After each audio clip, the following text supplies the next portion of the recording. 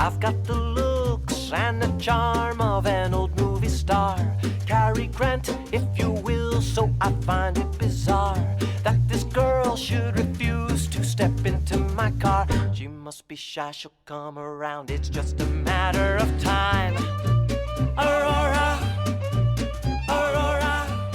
Hey there, Screen Beans, and welcome to Screen Snark, the podcast that celebrates all of the shows that are in our eyes, on our minds, and in our hearts. I am Rachel Corgi Shank, classic game show host. And I am Matt, a.k.a. Stormageddon, classic, I don't know what. Classic game show hosts, other hosts. No, I'm like the Vanna White of this podcast. That's what I am. Yes. Yeah, I'm here to look pretty. For this audio medium. I am newly blonde, so you know. I know you are. Are you having more fun? That's what I hear. So far, yeah, actually. Yeah. Lucky. I was blonde for a little bit, and I did not have more fun. Oh, I'm sorry to hear that, but now you have It's okay. mohawk, and that's definitely fun. Yeah, I'm having a hair blast now. You know, a long-term story arc of my hair has come to fruition in a mullet. We're winning this intro. Look at us go. Done. Great. Wow. I'm going to pivot us out of whatever the hell that was into this tailspin. into introducing our incredible guests. We have two this week. It is the brilliant, lovely, and talented Derek Van Dyke and Charlotte Landale. Thank you for being here. Yay! Thank you for having us. Very nervous. We have two people to impress in this room, and I'm so scared. Well, there's nothing to be scared of. I am both easily impressed and not important enough to impress, so it's fine. Yeah, don't worry about me either. I'm already impressed. Worry, though. Excellent. Love that. Love to hear that. Both Well, your Derek and Charlotte co-host is in space right now, which frankly is more than I've ever achieved. So it's true. Because my room is really messy. I shot myself into space. I now understand why Elon Musk did it. His house is a nightmare. Charlotte and Derek work on the incredible podcast Castle. Great. And you're probably not going to edit that out either. Fuck. Nope, I've already forgotten. Hello, future Rachel. You're not even listening to this. Good job. that's the secret. Our guests are the hosts of the Castle Bravo podcast, a Godzilla retrospective. It is just, as of when we're recording, it is just launched. It's 2 episodes deep, and I'm really excited to have you all both here. By the time you're hearing this, the 3rd episode will have aired. We're going to talk about that. Also, Derek works on SDGC, which I've mentioned before on this and other shows, and Charlotte is a game developer. So lots to talk about, really cool and exciting stuff to dive into. But first, as always, we will talk about the most recent things we watched, and I myself will go first. First, I just want to honorably mention something that I brought on the podcast. I think we talked about it the last episode, but I mentioned the Guardians of the Galaxy game, which I was really enjoying. Well, I've since finished it, and I just want to say that these versions of the Guardians are, first of all, it was such an not underrated, but it was a surprise. I didn't expect to love it as much as I did. It's in my top 5 of the year. But also, for me, these are my canonical Guardians of the Galaxy. They're way better than the movie version, which, honestly, now that I look back, isn't that hard. And I think I like them better than most comic iterations that I've read. It's just got a lot of heart. The writing's really great. It's genuinely laugh-out-loud funny. So if you're a fan of the MCU Guardians, but you're looking for something a little more, I highly recommend the game. It's just a really, really well-told story. So I wanted to bring that here because I know I brought it up before. And honestly, any Star-Lord that isn't Chris Pratt at this point is a win for me. Because, I don't... He's Mario, he's it Garfield. Goes without saying. We need a break from Chris Pratt. Yeah, Chris Pratt is to animated characters what... what's his name? James Corden is to musicals now. Yeah. Where it's just like... Chris Pratt, can we give him a break? Bench him for a hot second. We need some distance. It's not me. It's definitely you. Yeah, it's definitely you're texting me at 2 a.m, going, you up? And I'm just I'm not. Yeah. Please I'm don't. not even fully on board the Chris Pratt hate train. There's too much of him. Please. Yeah. Please stop. But the movie I'm talking about is not, of course, the Guardians of the Galaxy game. It is a Marvel movie, though. I am about a week late to seeing the latest entry in the Marvel machine, Eternals. And I really liked it. It's gotten some mixed reviews online. Folks loved it, hated it, thought it was boring, thought it was great. I had fun. I went with my spouse and a couple friends of ours that we hadn't seen in a while. We went to the Nighthawk Theater in Brooklyn, which is a theater that has like table service and food and stuff. And, you have to be vaxxed to get in. It's really safe. They space people out. Like primo safe way to see a movie these days. And I thought it was, I don't know. I didn't understand what people didn't like about it. I get that it was kind of a little more inward looking than a lot of other Marvel movies, but I don't know. I thought the characters were all well done. I love Kumail Nanjiani, and I thought he was the perfect amount of annoying and obnoxious in this movie, which is what they were going for. I thought the cast did a really good job. I thought the story was interesting. I don't know. I mean, it wasn't mind blowing. It's not a Thor Ragnarok, and very few things will be. But I don't know. I kind of just enjoyed it. I thought it was a fun Marvel movie about found family and was very diverse and had some really cool, interesting characters, representations of queerness and POC and all sorts of stuff. And like, I don't know. I thought it was pretty well done. Rachel, you've seen it. You've talked about it on the Infinity Pod. Yeah. My thoughts live on the other podcast I do. That's there. No, I think it really is just so different from the Marvel formula, and because it is not like quippy, right. Like it can be a bit of a mess and a bit of a slog, but I think like I liked that because it was just a different pace, like they can't all be like ladder matches. Some of them just have to be like regular, like one pinfall kind of in and out, If y'all showed up waiting for Rachel to make a wrestling analogy, there it is. Oh, just wait. Oh boy. Yeah. I haven't seen Eternals yet. How is my wonderful Korean brick shit house, Ma Dong-seok? He is the highlight of the film. Honestly, please tell me you're not fucking with me, because my heart I'm not. requires. No. Yes. No. I'm 100% sincere. Him and Angelina Jolie have a very good arc together, and their characters are some of my favorite characters. Also, I feel like Derek will appreciate this. Seeing that movie, like every time I used to see a comic book movie, it made me want to play City of Heroes, the now defunct MMORPG. But this one specifically, because of his power set that he could create like gauntlets of light to fight and defend with, I was like, that's energy weapons. I wish I was playing City of Heroes. Like he was great. So you have nothing to fear. Yeah, I would say that the character dynamics between everybody is like really cool in this movie. In fact, like the people you see a lot less of in this movie have vastly more interesting character dynamics than the people you spend most of your time with. Yeah. Which I think might have been a problem for some people. Yep. But I kind of like a list hero, Charlotte, I'm guessing you haven't had a chance to see it either. I have not. Yeah. I recommend it. I think that if you're looking for something a little different from the Marvel machine, as it were, there's been a lot of conversation around this movie about people feeling exhausted. And while I get it, there's also no they kind of require you to see everything, but I feel like Eternals is another movie that you could just show up and watch. Like, knowing the other stuff is helpful, but for the most part, the main narrative is contained within this movie. And it's like a Guardians 1. Like, you could just kind of show up and go, oh, I now I know these characters. Now I've learned something. Like, I don't think you need the big Marvel machine. Even the post-credit stuff, which I'm not going to spoil, of course, but is really kind of contained to this narrative, which I think is it's always a nice change of pace when they do that. They step out of sort of like their own movie for like a little bit, where they're like, we have to comment on the MCU in the room. Yeah. We're just going to do it like here, and then we're just going to keep going, know, and that's a little exhausting every once in a while. You're just like, right, we got to talk about Thor, I guess, again. But like they keep it into a really like good spot for it, where it doesn't feel as forced. Yeah. Yeah. Well, and like the secret of the MCU is very much the same secret of Marvel Comics, which is much of what they do is convince you that you need to be seeing or reading everything to keep up with the grand narrative.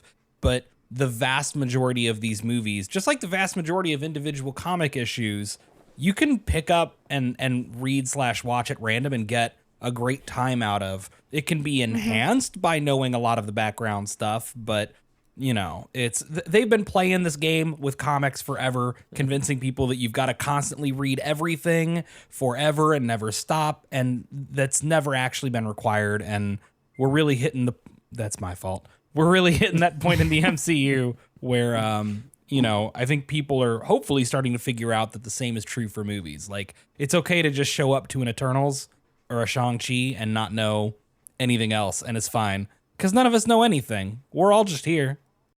Yeah. and I tend to stick with just, you know, specific heroes in comics. And sometimes I'm more in the mood to watch like specific hero movies. Like I know I'm going to go see Spider-Man. I will probably see that like as soon as it comes out.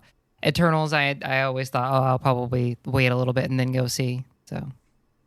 Yeah, I'm the same. And like I feel like for the main MCU franchises, I've kept up with all of it, and the TV shows. The only thing I haven't watched yet is What If, which I'm working on. But I'm kind of the same. Like the pressure for me to see them is mostly because I want to. And honestly, like I'm glad I saw this in the theaters. The effects and the spectacle of it was worth seeing in the theater.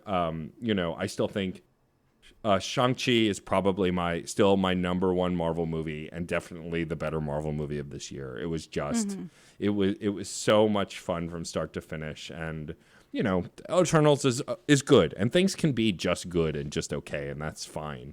I don't feel that. I also have no desire to defend Marvel or Disney. They don't need it. Right. So, giant companies are not your friend, so it's okay. No. Yeah. Plus, it's okay to not invite them to every outing you go to. Yeah. Like Correct. they don't have to be at your birthday or Christmas or Thanksgiving. You could just like Disney not even invite them anymore. Disney is my parents. Disney is my family's. Also, I mean, don't invite your parents to Thanksgiving. You can do that. It's possible. It's Yeah, you're also allowed. totally fine. Totally if that true. would make you happy, hey, do that. Plus, you got this. The only comic book franchise I will go to bat to death for anymore is Venom anyway. Venom 1 and 2 are movies that must be seen and experienced. They are actually good, and I will tell you in these 10 tweets, I will tell you exactly why. Have you written those tweets? I haven't yet, but I have gone on the internet and been like, please invite me on your podcast to defend my himbo symbiote boyfriend, because I love him and I love those movies. Well, I haven't seen those yet because they weren't MCU Spider-Man movies, and that's literally the only reason that I haven't yet. Yeah. So if you think I should, please write those tweets I and think tell me why. they're worth watching. Like, I do not like Venom 1. I haven't seen Venom 2, but I still think it's must-see viewing. I have a hard time explaining that. It's not bad in a, like, oh, this is, like, Batman versus Superman or Transformers 3 level bad, where I want you to stay away at all costs. Venom is bad in a really entertaining kind of way, like a couple of the movies that we've been doing for Castle Bravo are. So I see. Yeah. I would also say that, like, the second movie, they just take off the training wheels. They let Woody Harrelson and Tom Hardy just go and do whatever the fuck. Well, there's they a want, scene you know? in all the marketing where Venom is in a club, like blowing whistles and waving glow sticks. So I was already like, this movie is a dissociative trip, clearly. Yeah, it's goofy as hell. Yeah. Like, but that is what gives it its charm. Yeah. That I have watched every MCU movie that has come out, but nothing will stick with me more viscerally than like Tom Hardy's performance as Venom. It's just kind of one of these, like, I don't know what you were thinking, but I'm glad you thought it, because holy shit. Yeah. Like, what is happening? I love it. It's not good, but I love it. Yeah. And the first one's a little gay. The second one's a lot more gay. The It could be second one gayer. it could be gayer, but it's pretty damn gay. It's pretty damn It couldn't gay. be And much so- gayer without getting very explicit, I don't think. Right. Yeah. Well, that's just it. Yeah. Yeah. But all right. Well, enough rambling about. Anyway. I completely sidetracked us with my other okay. hill to die on. But yeah, bring it back to Eternals. Like some of the resolution was kind of on the nose, and like without spoiling it, Icarus's final moments are like super on the nose. But like, I felt like the lead actress was the least interesting person, and she's not a bad actress. It's just her character wasn't written as interestingly as the other characters. But I think all in all, the ensemble works really well. But I kind of think that it was on purpose. Okay. To get us to an end point where we get to, you know, I think like it's very not to bring up a hill that I will always die on, a sort of My Hero Academia of it all, where it's kind of like we have ideas, but we don't have like a game plan. We're just kind of like reacting to it and being led to the mantle of hero versus like it's happening now, you know, sort of this like listless rise to the echelon of one who is hero for real. Yeah. No, yeah, and I can see that. But all in all, I still think it's worth seeing. I think if you like the kind of MCU movies that don't rely too heavily on the Avengers of it all, as much as I love those movies too, then Eternals is worth seeing. No. And it's already doing well in the box office, so it's not like we're not going to get another one anyway. So Money! I heard it was doing really badly for making more than the movie that they said was doing really good. Matt. yes. We live in a hellscape, but at least we have movies. Yes. And this movie, Eternals in particular, I am interested to know if you could sum it up in just 3 words, and you can't use the word Eternals anywhere in that. How would you describe or distill this movie? I would describe it as cosmic found family. Cosmic found family. I love it. You're my cosmic found family. That's a better pitch than every trailer. There you go. Yeah. That's what I'm here for. That's what I'm here for. Well, now it is time for my incredible co-host to tell us what cursed shit they have been watching. My thing isn't cursed. Oh, it's not? Just, okay. No, but like, I'm sorry. That's okay. It's just, so You are preemptively apologizing, and that's a lot. I know I am. We often make a rule here on the show, just to get a little inside here, that we have to watch a completed season of television in order to bring it forward. Right. And there has been something that has been creeping into all aspects of my life. If you listen to the Infinity podcast, you will know I talk about it a lot. And I haven't watched anything since Saturday, so I'm just going to make this a rule that pay-per-views count as season finales for wrestling. I'm talking about All Elite Wrestling's Full Gear. Welcome. I'm breaking so many rules right now. It's fine. Don't worry about it. It's fine. I once brought The Last of Us 2 on here. It's fine. There are no rules. That's very true. But this was an event. In a way that I cannot fully describe because I have not been a part of All Elite Wrestling as a viewer from its inception. But we are paying off stories that are years in the making on this Full Gear. It was an absolutely banner night of storytelling, like, and very similar to what we were just saying about comics a couple minutes ago, where it's just like it keeps you like you need to be keyed into all of these storylines, but you don't really need to because it has such efficient storytelling that you can just like pick up on a lot of character dynamics in like 20 minutes of them fighting each other in the ring. I just really want to engage with the cinema of All Elite Wrestling in particular, because I have not felt that alive watching a piece of media since seeing like Endgame in the theaters. And Wow. like even Endgame is doing like a long story over 2 hours. So you're kind of like, okay, we're at the beginning. Everybody's sad, yada, yada, yada, yada. Imagine like every single match in this like hours long pay-per-view was just the final battle in Endgame where like everybody's just showing up and you're just like screaming because that was every single match. It got to the point where I was just like sitting next to my friends and going like, I am literally so tired because I am so over the moon with everything they're doing and they aren't pausing long enough for me to like recatch my breath between matches. It was just like escalate all the way to the final moments. It was wild. You're like sugar crashing. Yeah, like truly, I was just like, I just had a religious experience because I just couldn't, nothing brought me back down. There was no like, it was incredible. It was so good. And these performers who are doing these stunts are just magicians. They fly, they jump, they spin. It is beautiful. It is everything I love about like a really good musical piece, but everything with the stakes of like superhero shit. It rules. I love pro wrestling. I love All Elite Wrestling. This is what has happened to me over the summer. Hi, Derek and Charlotte. I'm so sorry.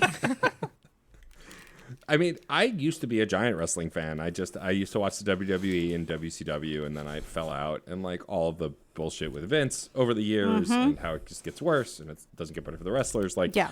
I've wanted to watch All Elite just to kind of dive back in, but I haven't found the time because I'm too busy working doing everything. Doing literally everything else. But like, yeah, there's 4 nights of like optional wrestling that you can watch. Like they've got 2 series on YouTube. There are 2 that they're doing on TNT on Wednesday night and Friday night. It's a lot. You have to like go in. But like on the Infinity Pod, you and Scott are all in, and like whenever you talk about it, like it's contagious. And like that's how I got back into the WWE for a little bit because friends of mine were just really into it and talking about it. And like I don't know that I'll ever be like a wrestling fan who watches all the time, but like when I turn it on, I'm often entertained. And like I mean, you're talking to a guy whose favorite wrestler was The Undertaker his whole life, like, which, like, if you're talking about theatricality, like, that's all he was theatrics. His finisher was a choke slam, which, you know, doesn't really do anything. And, like, the tombstone pile driver, after he actually hurt someone real bad once, he started doing it differently so their head never touched the floor. Like, it's all theatrics. And, like, I love that shit. So I totally get it. And, like, a good pay-per-view that pays off a ton of stories while still being entertaining on a match-by-match level, like, just sounds wonderful. Yeah, it was so exciting because everybody is having a great time. And you can feel that. You can feel the audience is having a wonderful time. The fighters are having a blast, you know, like... And this freedom that they are allowed to have to really like express what they want to or need to. Like one match in particular just came out super fast, was super hot, just kind of like, oh, okay, we're doing this, which was CM Punk versus Eddie Kingston. And we got one of the best smack talk promotions we've ever seen, like 2 days prior. Just like these two spitting venom at each other. And it feels like it came out of nowhere. But then you realize that they've sort of had like animosity for like 15 years in the scene. And like this is just like all under the surface of this. And you didn't need someone to explain that to you to feel it. You know, it's just like... the storytelling that they are accomplishing over there is wild because they're just pulling from like so much history and like really honoring like slow burns for things to happen. And even like when stuff comes up quickly, like the Kingston Punk stuff, you are building it out of history that happened before AEW even started. It's like getting into comics, but like the comics like want you to understand like everything. It's just like, we got you. Don't worry. You don't have to read every single Batman there ever was. Gotcha. You get it. He's a bat. He fights crime. Nailed it. I mean, Go. I would Enjoy. argue that nobody needs to read every Batman comic. No. You That's get very the true. Gist.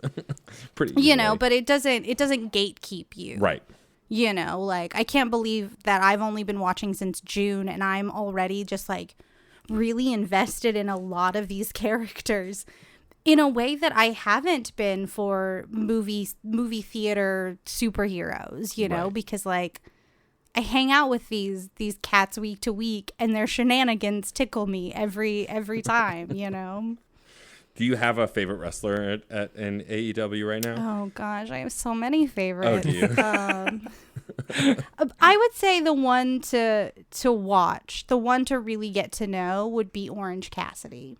Okay. Only because his gimmick is really unaffected, laid back, kind of like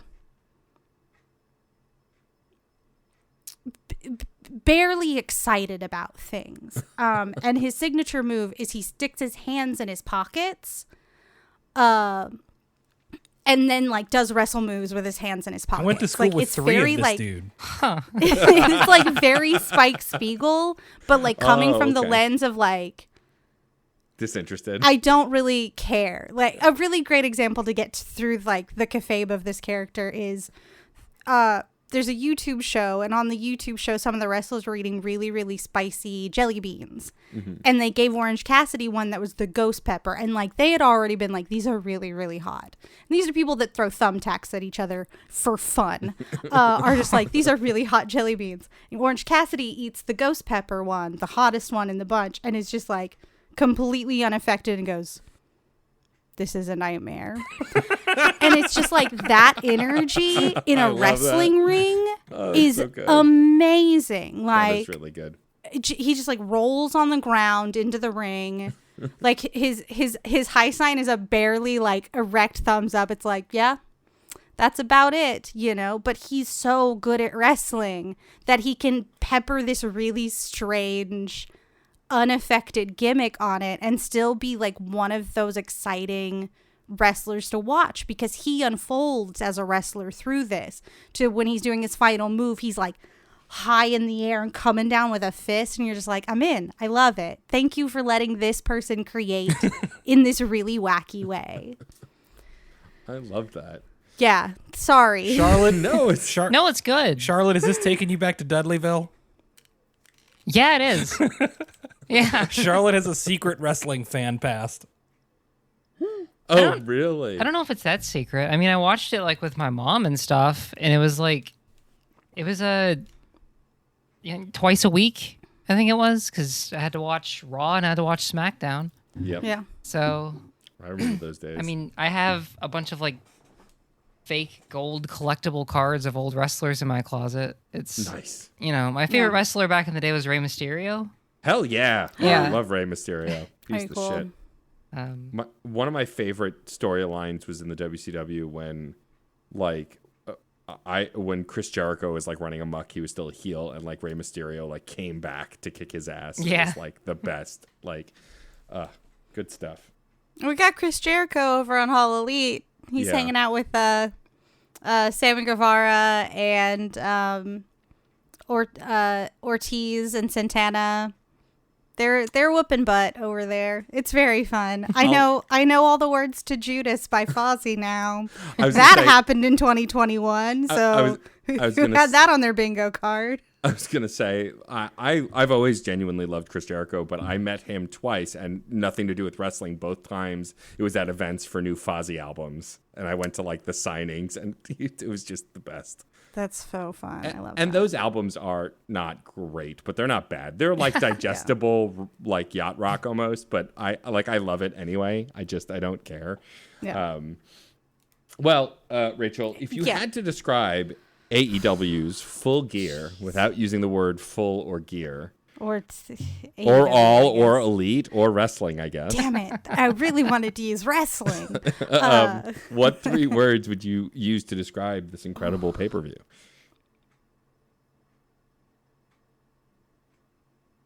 You can do this. I believe in you. I know I can do this, but there are so many words and none of them feel appropriate because it just feels like I need to like choke slam my computer to really get it across. Yeah, Case, go ahead and put in asterisks. Choke slams computer. There you go. All right. That's just like a stage direction. That's stage direction. That's your 3-word review. This show's rules are literally arbitrary. Well, I was going to say also, Rachel, the words chokeslam is one word, my is one word, and computer is one word. So chokeslams my computer can be your 3-word review. There you go. There you go. We got there together as a team. That's why we do this.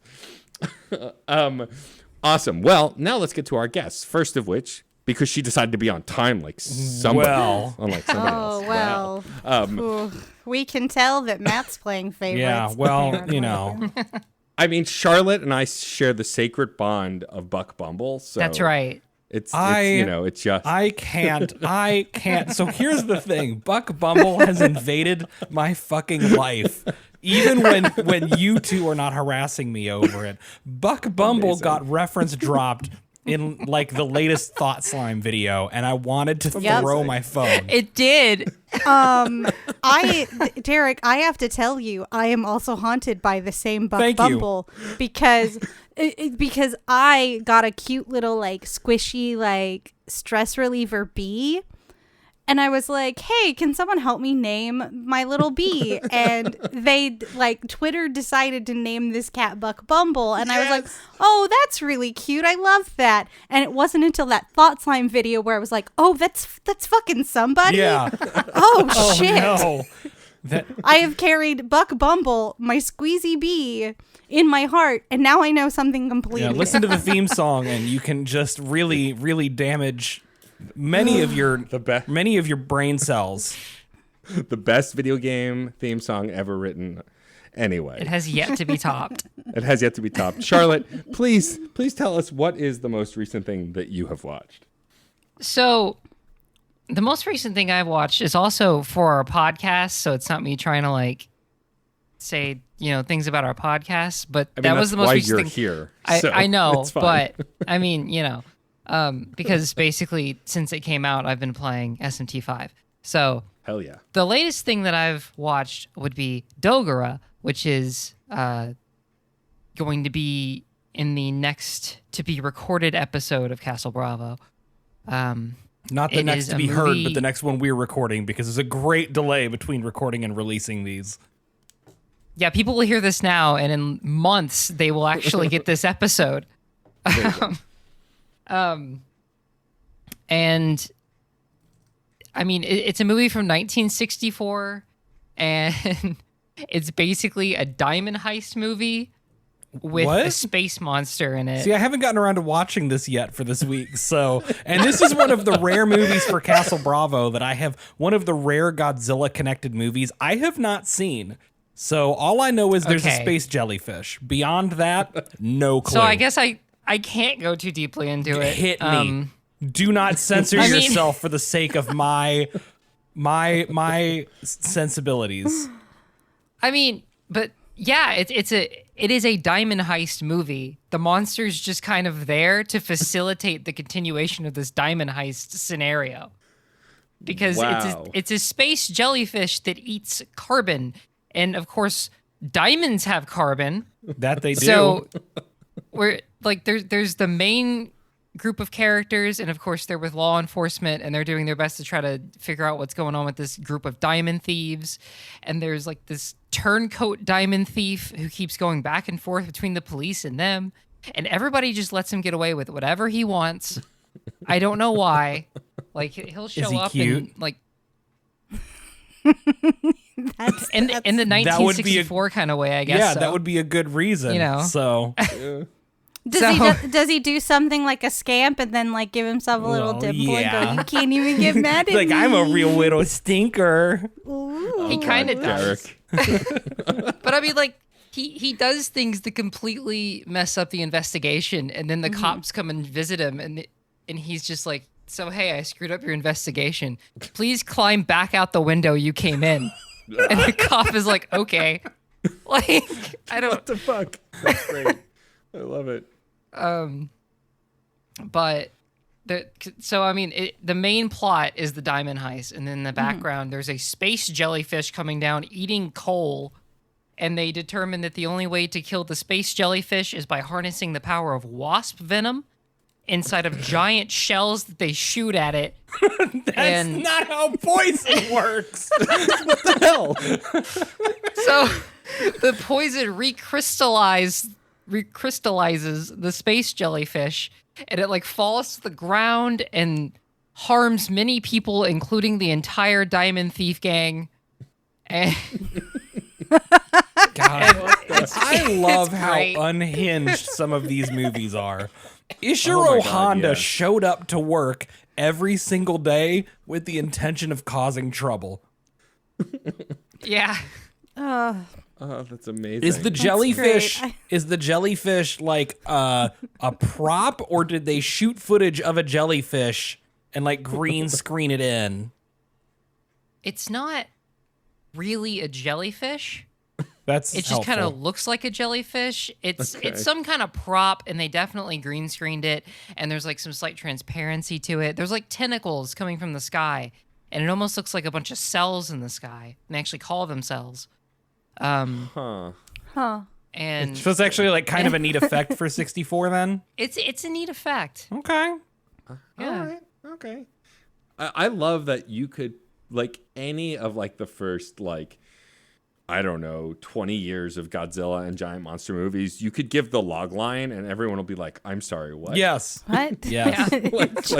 Space what? jellyfish diamond heist. Yeah. Let's go. Like, very famously, Matt, I've already gotten in touch with you about having you on to do Godzilla vs. Megalon with us for season 2, because there is no heterosexual explanation for Godzilla vs. Megalon.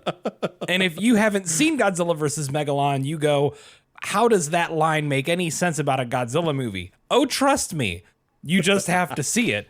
The whole movie very is excited. purely about gays, and I love it. Love it. Gays and wrestling, basically. I will say The best kaiju big battle. It exists. We did it. I will say on the air that Rachel is also a giant Godzilla fan. So in future seasons, if you're looking for Oh, absolutely. Yes. Yeah. I recently discovered Shin Godzilla, and I low-key think about it like See, once a month, where I'm just like, I keep joking that my episode on Shin Godzilla is the one that's going to get me kicked out of the Godzilla community, because it's a very, very good movie. But when you come at these movies and try to analyze them politically, it's very polar opposite, I feel like, in a lot of ways, to the classic 1950s and 60s, surprisingly very like globalist and socialist kind of attitudes of some of these early Godzilla movies. So very anti-nationalist themes in a lot of these movies. So Shin Godzilla being very nationalist is something that I'm gonna point out, and people are gonna be like, "How dare you bring politics into this?" So we're just going full commie from the start, so that people but Godzilla is an entire like concept predicated after, the US dropped like two whole massily murdery bombs on two of them, not one. We did two of them. Three. The podcast is named after the Castle Bravo nuclear test, which was a nuclear test we did in the Bikini Atoll that actually caught up a Japanese fishing boat and destroyed it and killed several Japanese fishermen by accident. So, and that happened months before the original Godzilla movie was released, and it went on to be the kind of stated origin for how Godzilla got irradiated in the first place. So we did it 3 times in a way, if you think about it. This country is bad. It's not great. This is a bad place to be. great. It's terrible. I do love, though, that even when Shin Godzilla is promoting a very like nationalist like stance, it's still like, but our leaders are all just a bunch of fucking bureaucrats who can't get shit done. At all. They gotta go to a board meeting in the other boardroom, even though they're all in this boardroom, but they gotta go to the other one. Godzilla do shoot the fire breath real good in that movie. Yeah, That is true. Godzilla look so yucky. I love it. Yeah. It is the most hideous looking Godzilla. I want to squish him. It'd be so bad. Anyway, so sorry. It's the best. No, it's good. I started the tangent. But back to space jellyfish diamond heist. Yes. Movie. So Charlotte, if you had to sum up Dogora, I hope I said that right. Dogora in just 3 words, without that word, which shouldn't be that hard. What 3 words would you use to describe this very strange movie? See, what's rough about that question is that I was going to say jellyfish diamond heist because I was anticipating you asking me, but that's been used now. I mean, I think it still works. Okay. I think it's good. sometimes you get it right away, the 3 words, and like don't forsake that gift, because we have had so much radio silence on this show. You've been given a chance to not have to like go and rack your entire brain and have an entire musical biopic play in your brain before you speak. So got this. Also, I feel like sometimes it takes a village. Sometimes we build our 3-word reviews together. Yeah. Awesome. Well, that leaves the latecomer. No, I'm just kidding. I love you, Derek. But you're not, but it's okay. Derek. Because you do love me. Look, you know what? Don't get sassy with me. I love it when you get sassy with me. Yeah, it really seems like you egg this on, Matt. A little bit, yeah. Derek, what is the most recent thing that you have watched that you've brought to the show? Okay, excited so to hear as this. mentioned, I have not actually watched Dagora yet because I am a bad person and I wait far too late in the week to watch every one of these movies. But, it's weird. So I didn't get to watch a lot of horror movies in October. And there's been all this word about this new Chucky series that's surprisingly pretty good according to reviews. And I'd never seen any of those movies like at all. So I just like in my head they were a dumb artifact of their time, that there was like 3 or 4 of these in the 80s, whatever. I didn't know. So I most recently watched every one of the Child's Play and Chucky movies in the last week. And yeah, like all of them. Wow. All 8? Hang on, it's Child's Play 1, 2, and 3. Then Yes. there's Bride of Chucky. And Yes. then there's Seed of Chucky. And then Yes. Curse of Chucky and Cult of Chucky. And then Yes. the remade, rebooted Child's The Play that's reboot. very different. Yeah. Yes. Right. And I loved deeply all of it. Like Yes. even the Amazing, ones yeah. that people say are bad movies, I was like, this is kind of incredible. On a practical level, on a technical level, they are competently made horror movies that rely on a lot of practical effects when they can. The actual practical effects work for Chucky himself is really good, going all the way back to the 80s, and even in the most recent 2017, the Cult of Chucky, they were still almost entirely practical effects and animatronics, which I love. You fucking love movies when you were still using puppets and animatronics and shit for all of your practical effects. Yeah. Yeah. And it really comes down so much to what is that actor's name? Brad Dourif, I think I'm pronouncing Brad that right. Dourif, Grima Yes. freaking Wormtongue. If somebody had told me that Grima Wormtongue plays this nasty foul-mouthed little fucker, I might have checked this out way sooner. But he's just a little fucking punk, and you kind of love to hate him. And he's become almost the actual villain protagonist of the series by this point. And I'm just here for it. It's the kills are kind of inventive. The movies actually change their format and their approach very heavily from movie to movie.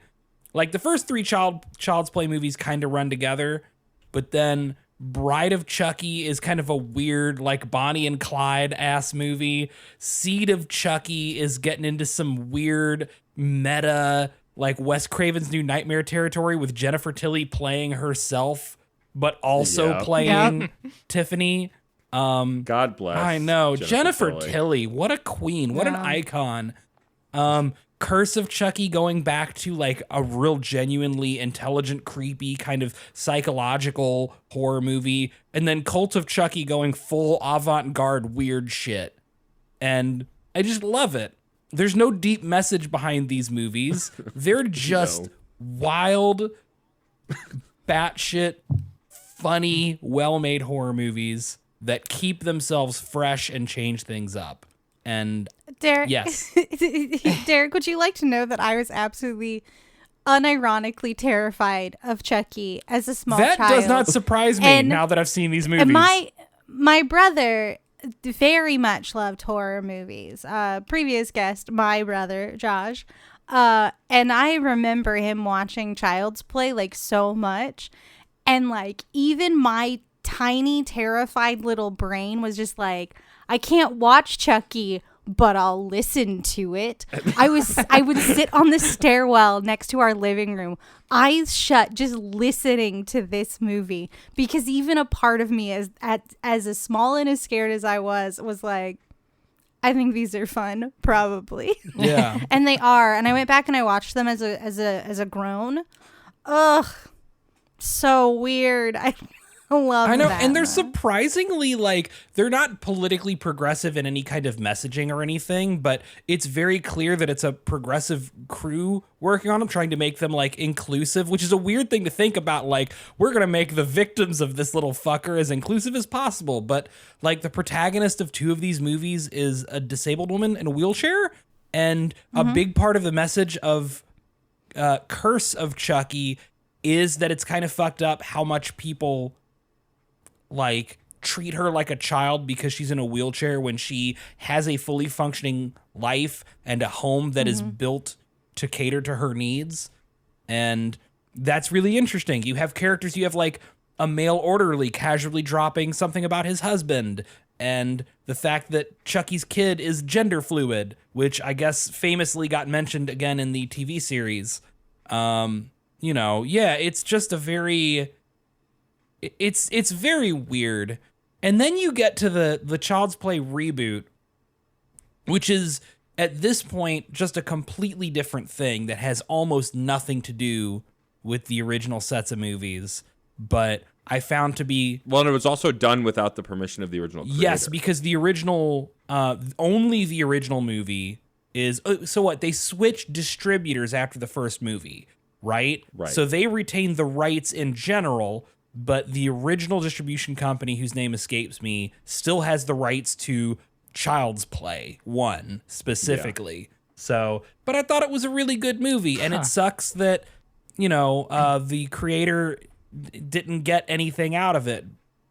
But it's a good movie, and I'd still recommend people see it. Like, I don't know, there's something really cool about the way that movie plays with the whole, like, anger of a child and the way that might influence something that does not have the ability to tell right from wrong. And, it's just, I don't know. These are very good movies, and I was not expecting that. I'm about to age myself a bit, but the toy that Chucky is based on, the My Buddy and Me doll, I owned that. I had one that came with a little hat. So it's not just meant to be like an evil Raggedy Andy, like... No, so Chucky is loosely based on a toy of the 80s, called My Buddy and Me, and he had like red overalls and a little hat. So like, yeah, it's pulling from an actual nostalgia toy. Oh, Jesus Christ! Oh, I just looked. I just looked it up. Are we looking it up? Oh, oh, good. Oh, I'm so no. glad. Yeah, and so I had that doll, and I loved it as a kid, and then like I saw those movies, and I think either I or my family, I had my dad throw it in the garbage. Like I couldn't sleep anymore. God bless it. I would have to football punt that little fucker. It's like if a Cabbage Patch Kid was hated. Yeah. Like if you it's like the Cabbage Patch is just a patch full of hate. It does look, and this is the Cabbage Patch Kid that came out. It does just like never has known a mother's love. Yeah, it does look exactly like the halfway point between Chucky and a Cabbage Patch doll. If you needed to AI merge these two, you would get that, which is a thing that is like a Cabbage Patch doll, but also something that you do subtly assume will try to murder you. Yeah, there's one here in the Google image search, and they have his little face positioned in such a way that he is staring into my soul. I do not like this. Someone please get me out of this. I'm saving this to my computer to share. I had a bunch of creepy toys growing up. I had the Teddy Ruxpin that talked, and I think a caterpillar character that was also from Teddy Ruxpin that also spoke. Like I don't know. I had a lot of creepy toys growing up. Oh, I loved my Teddy Ruxpin. I did too. I used to put my original Ninja Turtles movie soundtrack into my Teddy Ruxpin, and he would sort of sing along to the songs. Derek, did you have a favorite of the franchise? Yeah, a real standout. Ooh, that's very difficult. I think. I mean, it's hard. But I think I gotta go with the most recent, with Cult of Chucky. Not counting the Child's Play reboot. Cult of Chucky did this wonderful thing where it just built on the years and years of them making these movies and kind of breaking their own rules, and found a way to have fun with it and say, yeah, we're breaking the rules because we changed them. And it goes so far off the rails and break so many conventions of what you're allowed to do in horror, to the point where I just deeply, deeply want to see another one of the, I guess, I don't know, is the Chucky series follow up from Cult of Chucky?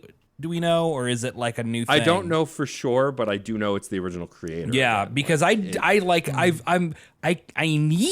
to find out what happens next. This shit's wild. How can you ever go back? Cult of Chucky is the point where you could never go back to rote Child's Play sequels, because they have written themselves into a position where everything is so ramped up in scale, and that's so bizarre to say about fucking Chucky. I love that. Well, Derek, if you had to summarize the entirety of the Chucky Child's Play franchise as you've watched it in just 3 words, and I can't even limit the words you use at this point because there's just so many movies, but what 3 words would you use to describe this franchise? Shit. Shit. Oh, insult comic knifer? Can I do that? Good. Insult comic knifer. Insult comic knifer. Good. Yeah. Yeah, there we go. That's what I've got. That's good. Well done. Well said. Let's shift gears now to talk about you two glorious humans. So I became friends with you both through the incredible SDGC community. Aww. and which I love that community, and I'm so happy to have been a part of it. I also was on the best episode of that podcast with both of you, the one where it was all gays and Sam. Yeah. We love Sam anyway. You need an exception to prove the rule. Sam. Yeah. Right. Always. It's just that TikTok, who's your friend group. You got she theys, you got he theys, you got a short king, you've got one token straight who's on thin ice. Yeah. You gotta but I have known, Derek has instilled in me the knowledge of Castle Bravo for quite some time before it came out, and I was very excited about it and wanted to have y'all on to promote it. So to start, could one of you talk a little bit about what what is Castle Bravo on the Broad? What is this podcast? Charlotte, do you want to take this? I can. I do think you're more articulate than I am. Okay. But... I mean, I certainly can, but like, I already feel like I take over too much of any show that I'm on, and I feel guilty about it. So I don't think I have that issue, and it's just you and me. But like, yeah. You know, I'm an awkward person.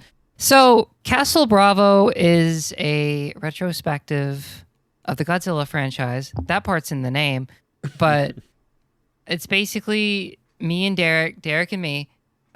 We are just watching every movie in chronological order that has to do with Godzilla, and that can be anything even tangentially related to Godzilla, as long as it's, you know, provable, I guess. Like everything that Ishiro Honda made early on, we're going to watch and we're going to talk about it. And it's something that people can listen to as they watch through the movies themselves, or if they're just curious about a movie, or if they just are curious about Godzilla. I think that sums it up pretty well. Yeah, I think that like a big part of this for me was we all talk about how the MCU is kind of unprecedented in its scale and scope. And in a funny way, so much of what the MCU was doing was accidentally kind of done by Godzilla way, way, way beforehand. I mean, the whole 1954 to 1974 era of Godzilla is a bunch of barely connected movies that became connected and then stayed connected under the banner of Godzilla. And I think that's hard for people to understand because people tend to think of Godzilla as almost omnipresent, right? The first Godzilla came out and it was big, and then there were a billion more Godzilla movies. And that's not really how it happened. We had a Mothra movie and a Rodan movie and a bunch of other giant monster and weird sci-fi movies. And then Godzilla fought King Kong, and then Godzilla fought Mothra, and then Godzilla and Mothra and Rodan teamed up to fight a new thing in their weird Avengers-y moment. And, you know, it took a long time for Godzilla to become Godzilla. So we kind of wanted to talk about that, but then also getting ready for this podcast, I learned a lot about Ishiro Honda.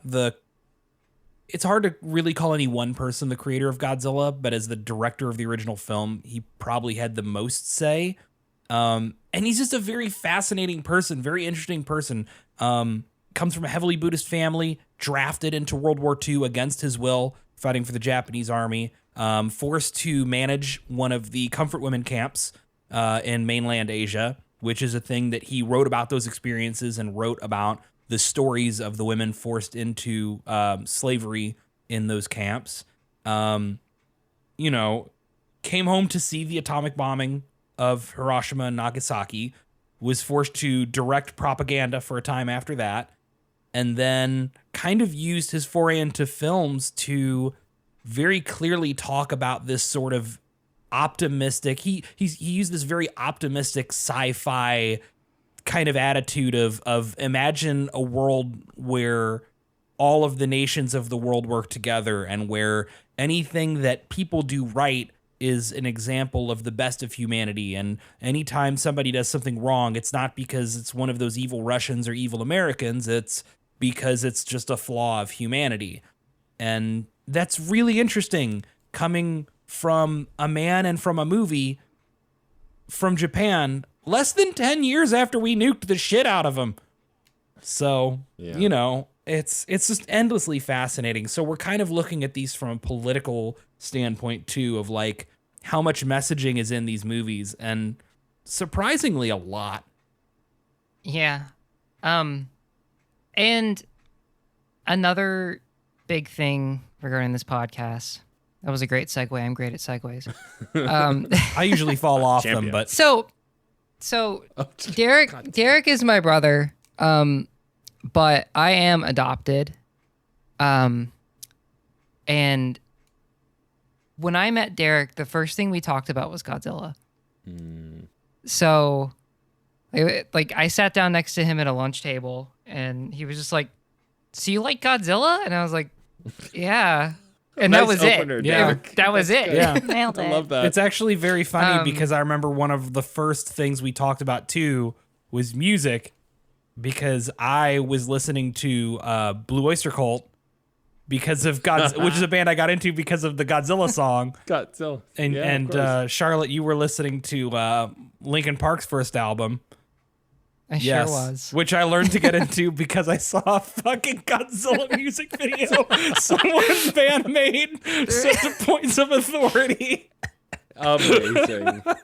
I think I've seen that video. That's like, So this is Charlotte's why I not think I lying. get along. This is why I think I get along so well with you two, because that's like the Venn diagram of me as a human. Since I listen to both those bands and I'm a Godzilla fan.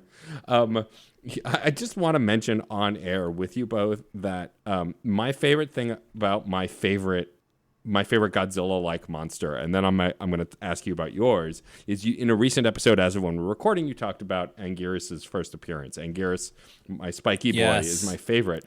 My favorite thing about Anguirus is he's clearly meant to be a turtle creature, and you would assume then he would walk on all fours. But because it's still a man in a suit, he walks on his hands and knees. On his front hand, and his hands and knees for no reason. And then even later, when they could have easily probably created something that allowed him to walk on, like even in like the early toys and the video games, he still walks on his hands and knees. I think it's the dumbest, best. Even in the mid 2000s with like Godzilla Final Wars, that Anguirus suit actor is still walking around on hands and knees. Hands and knees. It's just the wildest shit. I mean, obviously we all love Godzilla. Godzilla is a favorite amongst us all. But like, besides Godzilla, do you have a favorite monster in the MonsterVerse in that world? Either of you? Charlotte, I'm gonna let you go first because I got to think on this. Okay, mine has always been King Ghidorah. Nice. It has very little to do with the movies. It's the toys and the games, sure, and, stuff like that. And I just would always play as King Ghidorah. And of course, King Ghidorah gets turned into a robot or something. Sort of. So, see, I say or something because I haven't seen nearly as many of the movies as Derek has. A lot of these movies are my first time viewing. I've seen like some of them at random. Like I think I saw the one with Biollante with Derek in Florida like a few years ago. But I don't know. I like King Ghidorah because he has no arms and 3 heads. It's a great design. I like it's him. A weird 3-headed, really two-assed, no-armed space dragon. Yeah. I mean, that's what I think. Like a lot of these monsters, you have to just like I did when I first saw Anguirus. I knew nothing about him. I probably saw that movie when I was a kid on TV somewhere, but I obviously liked him because there was a toy of him that I bought because it looked hideous and stupid, and I was like, I want this thing. And then played Godzilla Destroy All Monsters, a favorite amongst most of us for GameCube is the version I had, and just I was like, I could be a spiky turtle. Favorite. Like, it's just there's no logic applied, I think, to most of the love of this franchise on a surface level. It's only when you start to dissect it and really get into it, there's so much more to love than just, ooh, cool monster. Yeah. Have I stalled enough, Derek, for you to pick your favorite? Yeah, it's hard because I think most of my favorites tend to be some of the older and more mundane monsters. Mm-hmm. Like, if you get to pretty much most of the monsters before in like the first 15 years were just, here is a thing that is big and is dangerous because it is big. Here is big spider. Right. Here is big praying mantis. Here is big crab. Here is big walrus. Here is big walrus. And like I will always have a soft spot for Rodan because not only is Rodan easily the least beloved of the constantly reoccurring Godzilla monsters, Rodan does not get a lot of love. Because I think that Rodan is constantly mishandled. But I remember seeing the original Rodan at a pretty young age, and that original movie is extremely good. It really, not enough people have seen it, and I think it is a better spiritual sequel to the original Godzilla in terms of serious tone, having a lot to say, being impeccably well made than most actual Godzilla movies. Spoilers for this next because the next episode will be of Rodan coming out in a couple days as of time of recording. Tomorrow at 9 a.m. Yeah. I've got to schedule the video because I've got the episode will go live, but I got to get the video promo on TweetDeck. I'll do that next. I remember when I was the procrastinator between it's been I've been working like 50 plus hour weeks the past couple weeks. It's rough. God. I appreciate this miniature production meeting within our podcast. It's amazing. It's hey, this is important. Also, I'd love to say hello to the listeners of the Godzilla podcast who came back to this one because of the jellyfish space diamond heist. Welcome. Hi, jellyfish diamond heist. Yes. Hello. Yeah, we're glad you're here. We're gonna have to drop Screen Snark on the actual jellyfish diamond heist episode. Which people won't hear for months. So just wanna say hello to you. How is it in the future? It's probably hotter, isn't it? Is 2022 any better? Sorry. Because fuck. No, sorry. Hi. Every time someone says it's going to be 2022, I'm like, but it's 2020. Oh shit! Right. Rachel, do you have a favorite Godzilla type monster that is in Godzilla? I have only watched the ones that have Godzilla in them. Okay, so that's fine. No, it's totally cool. Yeah. I guess what I'm curious about, because obviously, Derek, you have in the write-up for that you both have in the write-up for the show that season 1 is currently in production, which means there are going to be multiple seasons. Have you sketched out the full run of the show? Do you know how many seasons this is going to run, at least to cover all of Godzilla? Yes. Assuming they don't make any more, which they obviously will. So I don't know for sure how long it's going to take to get all of this recorded and out, because I really do want to take breaks between seasons and not just keep this going forever. You should do that, yes. Take breaks? Yes, that. Yes, take breaks. Because Yes. Screen Snark ran 3 seasons. Not Screen Snark. This is Screen Snark. Reignite ran 3 seasons before we actually took a break. And after we finished the trilogy, we're like, oh, we should take a couple months off before doing the next thing. It's great. I recommend. So right now, I have 4 seasons sketched out. That gets me all the way to Godzilla vs. Kong, 2021's Godzilla vs. Kong, not the original 1962 King Kong versus Godzilla. That's 4 seasons. It's 52 movies total. So that's a lot. And I don't plan on doing any of the like series that have been done or cartoons. I don't plan on doing the particularly good Netflix animated series that just hit this year, Singular Point. It's just a matter of we're working through movies, and series are a whole different monster. And then I imagine once season 4 is done, we'll just get back together every so often when there are new Godzilla movies. Right. I will admit, and this is not a thing that we have really talked deeply about, so Charlotte, I'm sorry I'm going rogue. I would love to do a season X that is all Gamera. What? Yes, because there are just enough Gamera movies to actually do a whole season out of, and I think it'd be very fun to do a season about basically how Gamera aped Godzilla at every corner of, but and I mean, some of those movies are genuinely good too, but only some of the like 90s ones, which is usually not how that works. Usually the 90s is a dark and forgotten time. So the 2000s can be scary too. I mean, but anyway, so 4 seasons for sure with occasional drops. I imagine we'll just keep getting back together every couple of years to drop a one-off episode when there's a new Godzilla movie. So cool. I mean, I think like there's it's so much rarer to find podcasts that have like a mission statement and a plan and then kind of just finish and then come back for the tentpole moments. Like I like there are like the Good Place, the podcast. I love the Good Place. I got 4 seasons and then I'm done. And like that podcast was great, and they did a few bonus episodes after it was done. And like I like that it's complete, and I can go back and both listen to the podcast and rewatch the show from start to finish, and it has a beginning and an end. Like I like ongoing stuff too, but I like when stuff has an end as well. I feel like knowing where something's going, like the example of The Good Place, gives you a better landing than if you're just going and going and going. One more wonderful thing I definitely need to drop. So season 2, before we start recording, we're going to put the casting call out for guests. Obviously, I've got you on for Godzilla vs. Megalon. I said we already talked about that because you're too perfect to fit for that.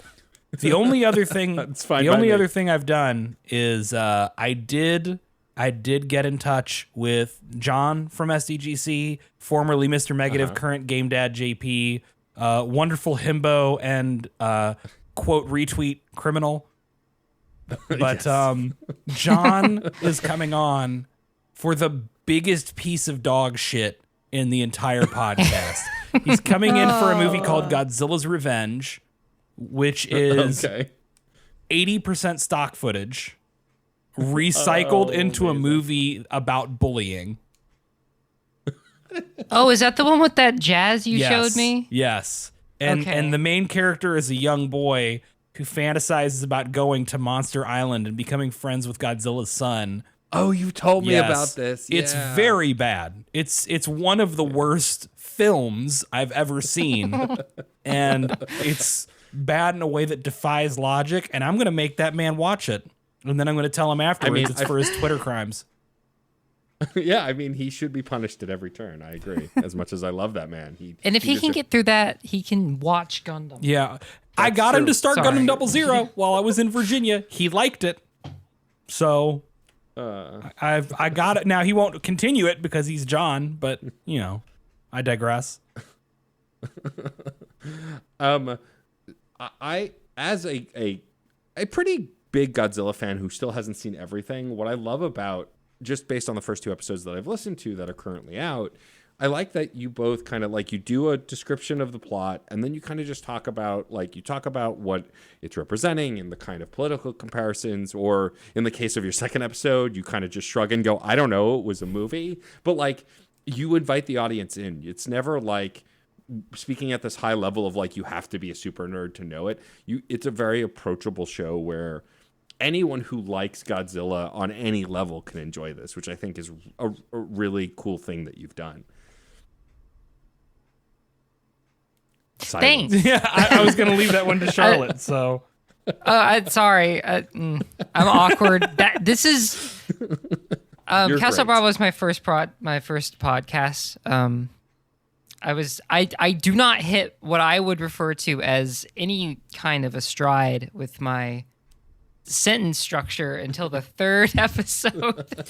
And then part of the problem you know. is I have a tendency when I'm talking, I do a very Jeff Goldblum style delivery sometimes where I can only get pause about 2 or 3 words in before needing a very notable pause. I'm extremely good at bullshitting, but that is, I used to have a very bad stutter, and the pausing is kind of my way to not stutter. So that makes editing episodes a nightmare for me because it's an entire show of me pausing for uncomfortable lengths and me going, I can cut half a second of this pause out and make it slightly better, but I'm doing that 3 or 4 times a sentence, which is why this show takes so long to produce, because I hate my own natural speech cadence. But life. I mean, I will tell you, as someone who's been doing this a while, that you eventually Give up. Consciously. No, Yeah. don't give up. We don't. Oh, No. I was gonna say you'll give up and that will be accepted. So you're just like, Yeah. you know what? I've done it. It is what it is. Yeah. This is who I am, and like that's what folks are here for. That's you true, know, and like, that's fair. for who you But are. what if they you don't know, like me? Get out of here. Then I'll beat them up. Then Yeah, I'll there you then I'll go. suplex them into the sun. Exactly.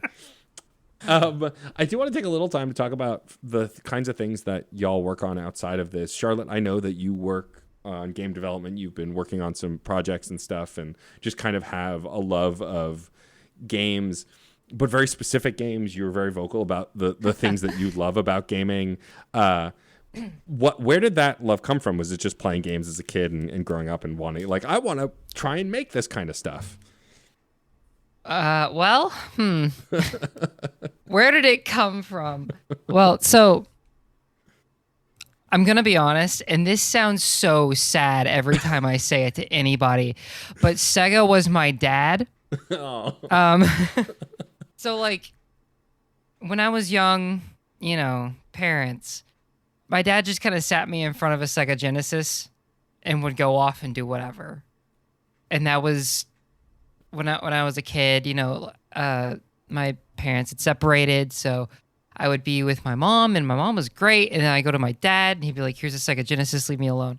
So I don't know. I just got really drawn into video games, and then I just kind of didn't stop doing that. Right.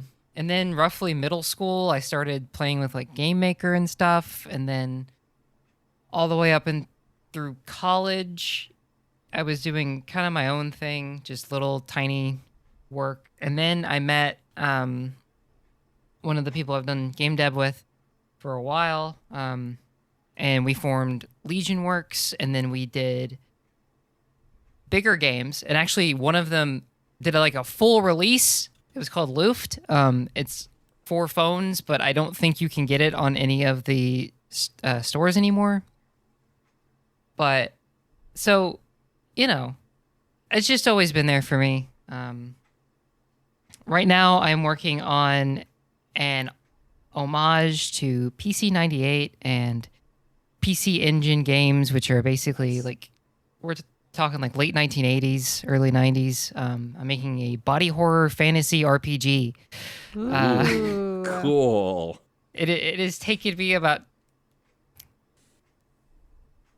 It will be in March 2 years I have been working on just the engine, but I'm making it in Unity, and I'm programming everything in C# myself, and Wow. a lot of it is done. It's just I have to do writing, and I need art, and my lovely girlfriend's going to take care of that for the most part when it comes to characters, and I'm going to draw the monsters because that is my thing, because I love body horror. And that's what I'm working on right now, and who knows what I'll be working on after that. I can't fathom being done with this project. It's just, Yeah.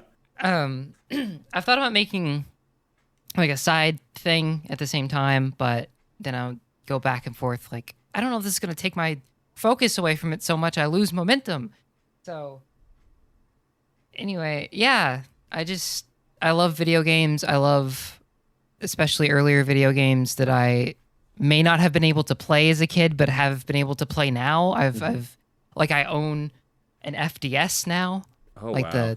the Famicom Disk System, the one that actually just uses like yellow floppies, and you have to like put it in and then hit go, and then when it loads, it goes, "Okay, great, you've loaded the game. Please turn to side B," and then you do that, and like I played an RPG recently, and you have to, depending on where you're going, you have to flip the disc again, and That's amazing. It's great. I That's love so it. Cool. That's amazing. If we start getting into things like that, I could go on forever. But I don't.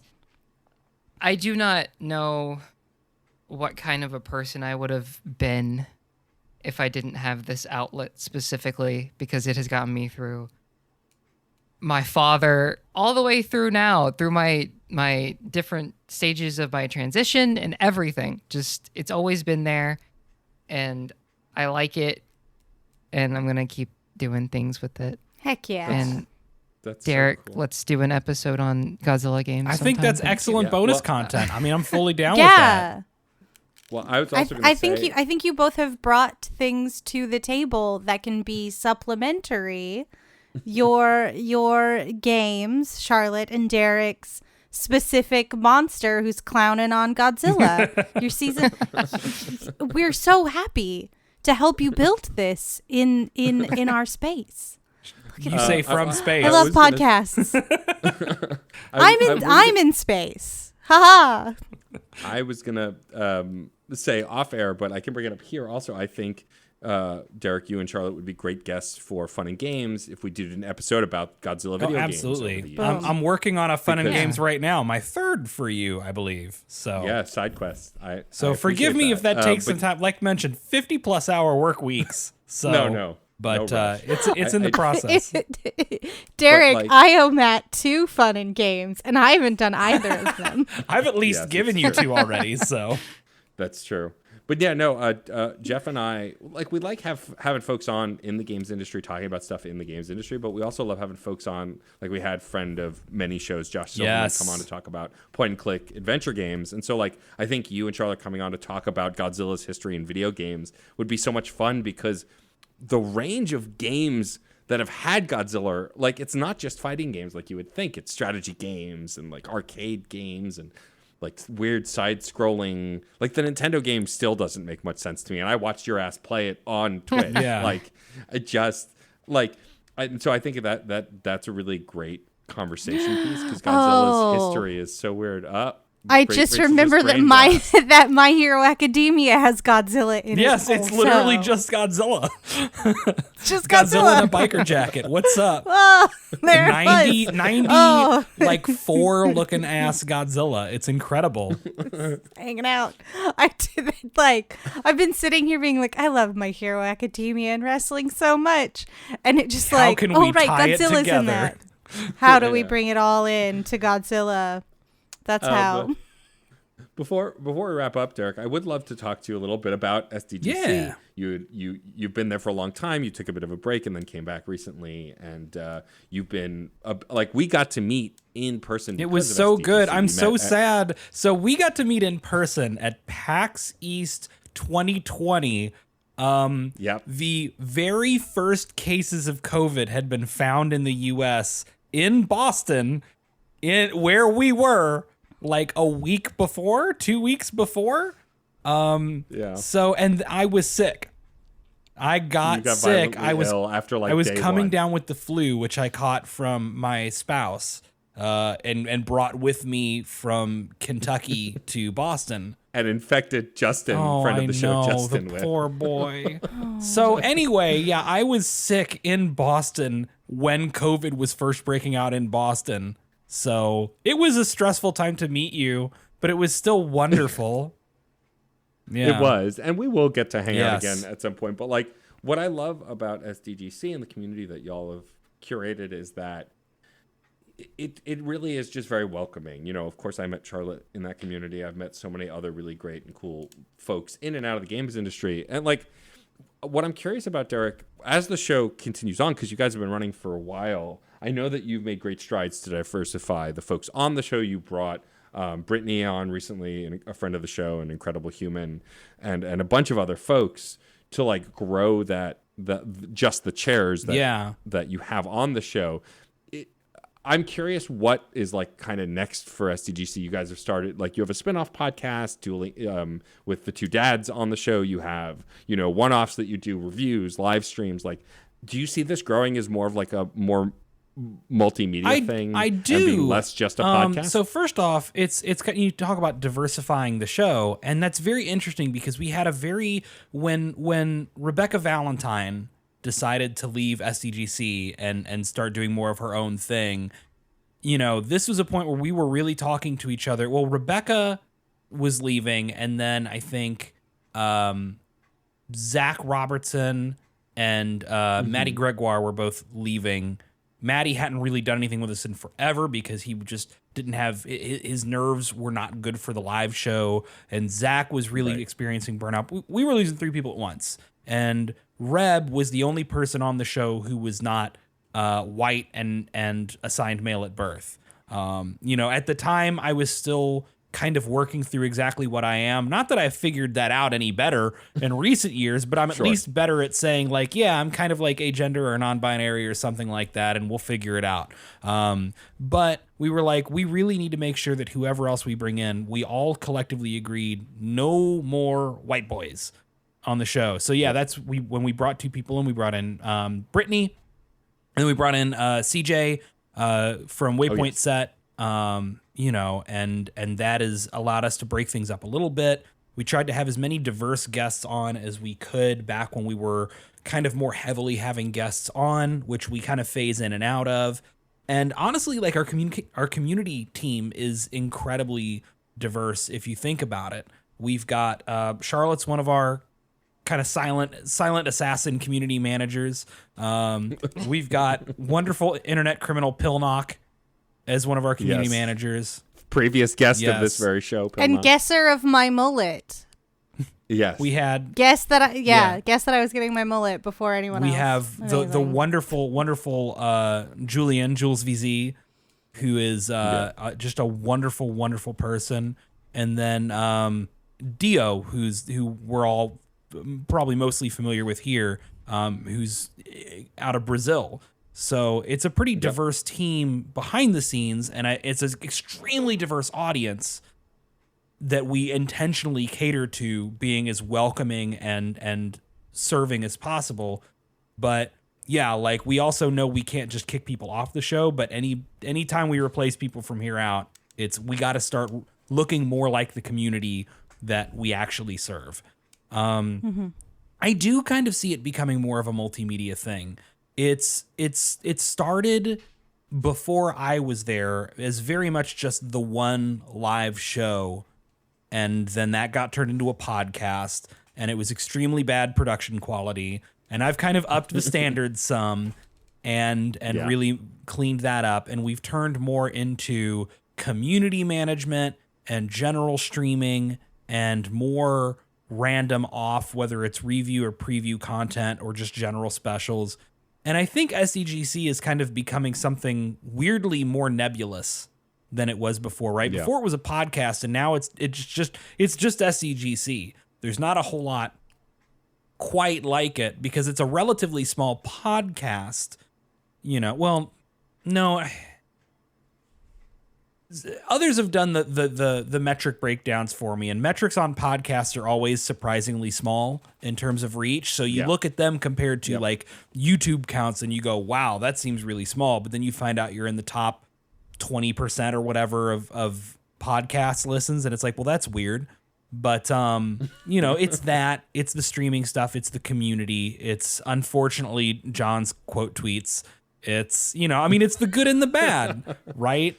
Notorious RPG criminal, exactly. John Phipps. And it is weird too that so much of the crew is a little social media averse, right? Like Jeff has basically left Twitter for the most part and very rarely actually says anything on there.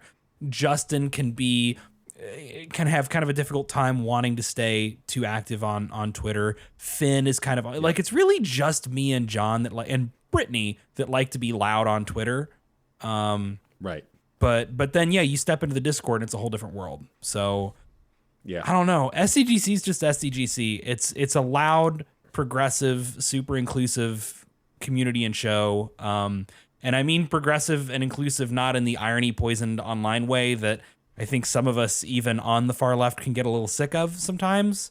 Like, we're really just here to give leftist critique of when shit is wrong in games or the industry, and when it's not part of our expertise to take that direction from black critics, from women critics, from other queer critics, because it doesn't really matter that me and Brittany are queer and on the team. Like, we can still need to look for guidance sometimes. So, and that's the best you can do, is just your best. Yeah, I mean, I'm super grateful to have become a part of that community just before the Discord launched, and then have been there for the life of the Discord. And like, it's gotten to a point now where I just can't keep up. I occasionally chime in on a channel or two, but for the most part, like I can't even, it's a living, I'm not a Discord person at all, and it's made harder by the fact that it's become very big and very active. So I just, I'm stupid on Twitter, and I'm gay on the show, and beyond that, I'm just doing my best. To be fair, you're gay. That's everywhere, true. Not just on the show. Just throwing that out there. Yeah, Discord is a lot to handle. Yeah, as a thing. I'm in 3 that I am relatively in charge of, and I don't look at them. I go, I'm good. Yeah. Yeah, I'm in 20 of them. I'm active on like 5 of them. One of them is, of course, our very own CPOV Discord. No. But like, yeah, but I appreciate that these communities exist and that people can connect. Like, I couldn't possibly torture Derek with constant remixes and mashups of Buck Bumble without that Discord. No, you'd find ways, but it helps. That's true. That's true. I would use the tools available to you. I'm very clever sometimes when I really try very hard.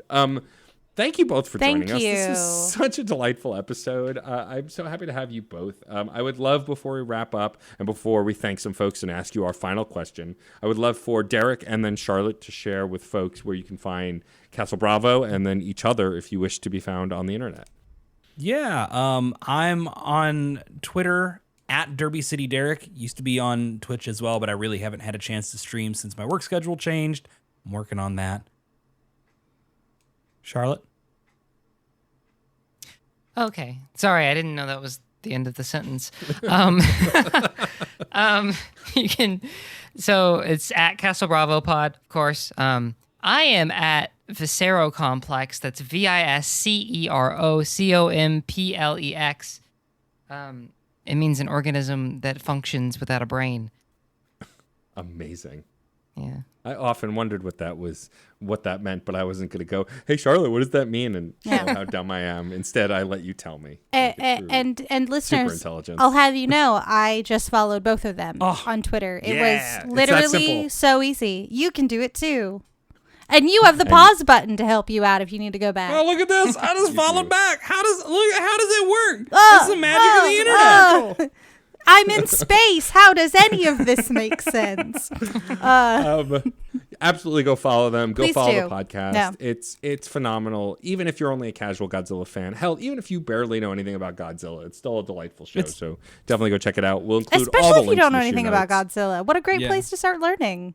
Yeah. It's very much meant for the new viewer or the non-viewer. Yeah. There you go. Absolutely. Now, before we let y'all go back into the wilds from which you came, we have a final question. But before that, Rachel, we should thank some folks. Yes. Thank you so much to John Presnell for the use of the song Aurora off the album Fair Game featuring Stefan Remble.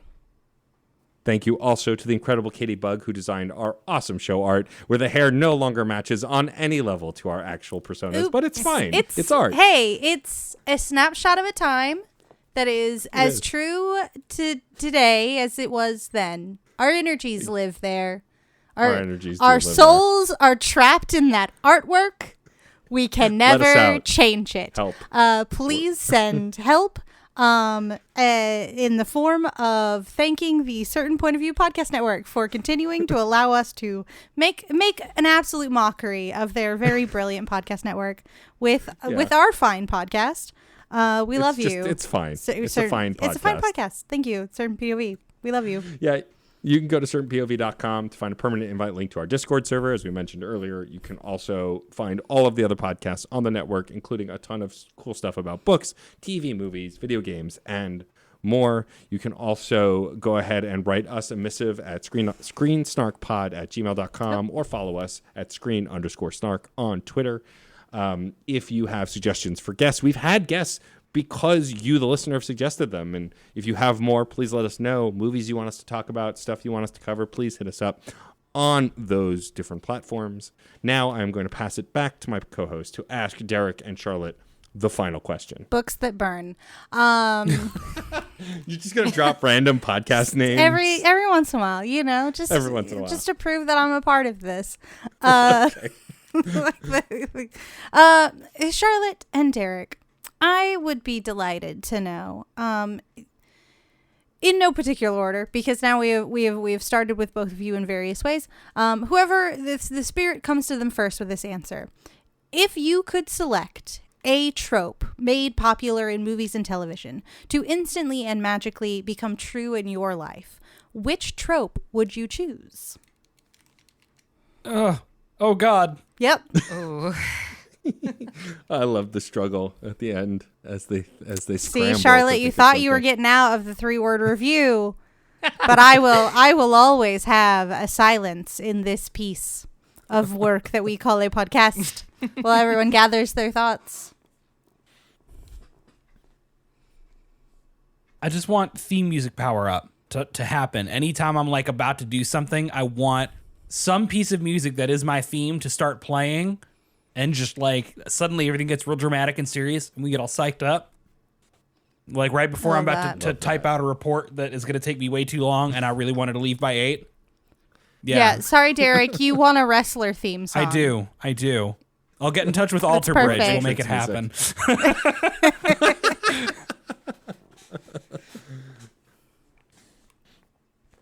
Your turn, Charlotte. I know. Pain.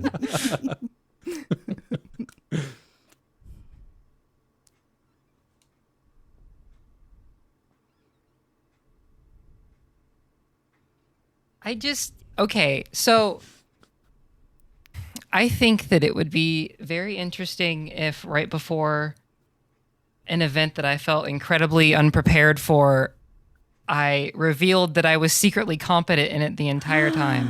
Oh, the secret competency one. So you want to be a JoJo's Bizarre Adventure character? Yes, that's right. Hell yes. Hell yes. secret expert. Well, actually, I was the one who won this podcast because I had it planned to ask you the question about tropes the whole time. I love that. That's so good. Oh my gosh, that's the best. It would soothe all of my life anxiety to have that trope constant and true. Oh, that's a good answer. Well, again, thank you both for joining us. This was an absolute delight. We really appreciate you coming on the show. Well, thank you all for having us on. Appreciate you all having us. And I, of course, as always, want to thank our incredible listeners who rule. I want to thank my beautiful, stunning, vivacious, vibrating, and effervescent co-host. I'm getting there, Rachel Quirky Shank. And I would like to thank my choke slams my computer co-host, Matt, a.k.a. Stormageddon. Oh, boy. And as I said before, we want to thank you, listeners. Thank you for being here. We literally do this for you. We appreciate you tuning in every 2 weeks. And we will see you at the movies or on a couch somewhere. Bye-bye.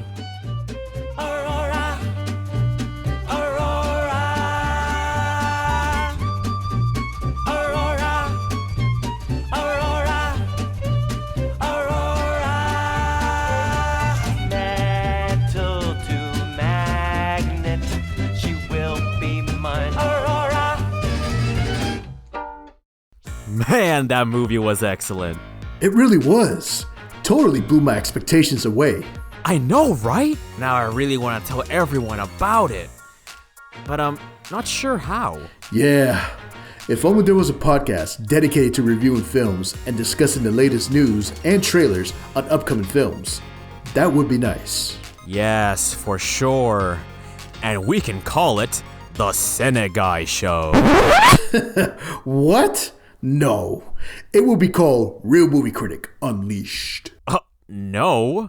How about Cineguy featuring Real Movie Critic? How about the Real Movie Critic and his sidekick, the Cineguy? CG and RMC.